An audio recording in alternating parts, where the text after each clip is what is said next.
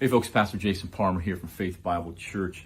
This coming Sunday, we're going to continue in our series of Hooked, this idea of how to deal with temptation in our life.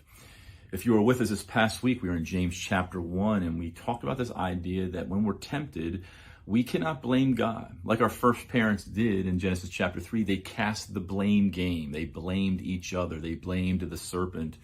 When we found out that temptation, sin comes from us, we're depraved, we're wicked.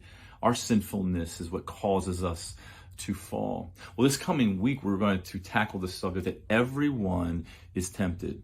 Everyone falls because of our depravity. We're going to look at 1 Kings chapter 11. And if you know your Old Testament at all, we know that is the text that talks about King Solomon. Now, we know King Solomon. King Solomon was the wisest person in the world.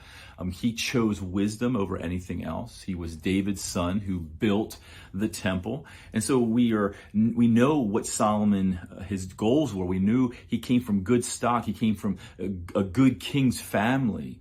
But even Solomon in his life chose some things that were enticing, that were luring, that led him down a wrong path. Here, the wisest man in the world, and if we read the book of Proverbs, we can see where he learned many of his lessons of choosing things that were good and right because of the life that he ended up living, because he fell into the lures of Satan.